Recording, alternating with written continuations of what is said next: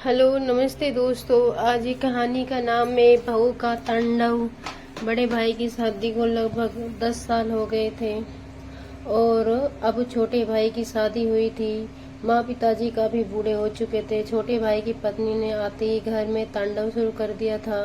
वे किसी के साथ एडजस्ट नहीं कर पा रही थी, इसलिए बड़े भाई ने ही छोटे भाई को समझाया, रिश्ता तो आखिर पत्नी से भी निभाना है और परिवार से भी। इससे अच्छा होगा उसकी खुशी के लिए तुम दोनों अलग हो जाओ।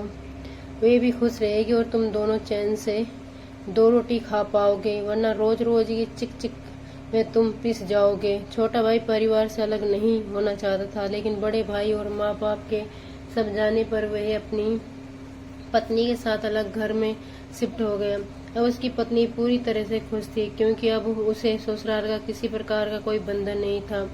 वे खुद को अब आजाद समझ रही थी और ऐसे ही जिंदगी भर रहना चाहती थी। ऐसे ही करीब 2 साल गुजरे। छोटी बहू एक बार भी अपने ससुराल नहीं गई अपने सास ससुर जेठ जेठानी से मिलने, क्योंकि वे तो उसके अपने थे ही नहीं। लेकिन पति हमेशा जाता था, क्योंकि उसे पता था वे उससे अपने हैं। एक दिन बड़े भाई का एक्सीडेंट हो गया और उसका पेट पूरी तरह से फ्रैक्चर हो गया, जिसकी वजह से वे अस्पताल में एडमिट थे। भाभी ने देवर को फोन करके सारा हाल बताया। देवर को स्थिति समझ देर नहीं लगी। घर पर बच्चे और बूढ़ी माँ बाप अकेले थे। देवर ने बोला, भाभी मैं तुरंत आता हूँ, आप टेंशन मत लो। देवर ने तुरंत आकर अपनी पत्नी को बोला, जल्दी चलो, भैया का एक्सीडेंट हो गया है। भाभी अस्पताल में अकेले सब मैनेज कर रही है। पत्नी ने बोला, हाँ तो हम क्या करें, उसके पति हैं, वो तो मैनेज करेगी, हम क्या। सुनकर आज पति को बहुत गुस्सा आया और उसने एक जोरदार तमाचा अपनी पत्नी को लगाया और बोला, चुपचाप घर चलो, घर पर बच्चे अकेले हैं, मम्मी पापा भी अकेले, पता नहीं सुबह से किसी ने कुछ खाया भी होगा या नहीं। वहाँ भाभी हॉस्पिटल में अकेले परेशान हो रहे, तुम जाकर घर संभालो और मैं हॉस्पिटल जाकर वहाँ की स्थिति संभालता हूँ।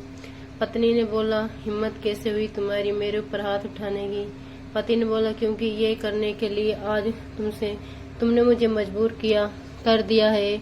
मुझे बोलना था, मैंने बोल दिया, और करना ना करना तुम्हारी मर्जी। और परिवार से दूर हुआ हूँ, उसका ये मतलब नहीं है कि परिवार मेरा नाता टूट गया है। आज मैं मेरे परिवार है और उसके सुख दुख में हर वक्त मैं खड़ा रहूंगा। पत्नी ने बोला, तो फिर मैं कौन हूँ। पति ने बोला, तुम उस परिवार का हिस्सा हो जिसे तुम अपना नहीं पा रही हो और उसे अपना मान नहीं पा रही हो। जिस दिन तुम उसे अपना परिवार मान लोगी, तुम्हारा ये प्रश्न ही नहीं रहेगा। खैर, अभी मेरे पास बहस करने का बिल्कुल वक्त नहीं है।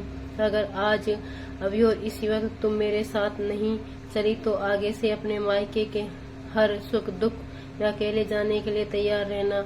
मुझे कभी कोई उम्मीद मत रखना और मेरा ये फैसला कभी किसी कीमत पर नहीं बदलेगा। ये सुनकर पत्नी को लगा कि अभी घर चलने में ही भलाई है, वरना बात और बिगड़ जाएगी। इसलिए उसने बोला, अच्छा ठीक है चलो। पति ने बोला, ऐसे करो, ऐसे कैसे चलो, सामान पैक करो अपना। तुम्हें क्या लगता है बस जाकर मिलकर चले जाना है? जब तक भैया हॉस्पिटल में तुम पूरा घर संभालना, बच्चों और मम्मी पापा की देखभाल करनी है। सामान पैक करो हम दोनों का और फिर चलो।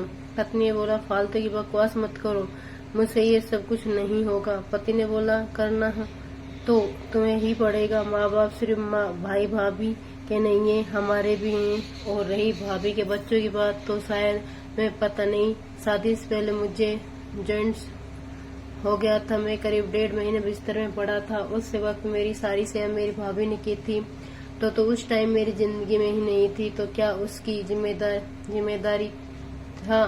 तो उसके माँ बाप की थी, जिम्मेदार था। लेकिन मेरे माँ बाप उसके लायक नहीं थे कि मेरी सेवा कर सके। अभी भाभी भी तुम्हारे जैसी घटिया सोच की होती ना, तो जो परिवार इतने दिनों से साथ चल रहा था वही कब का टूट गया होता।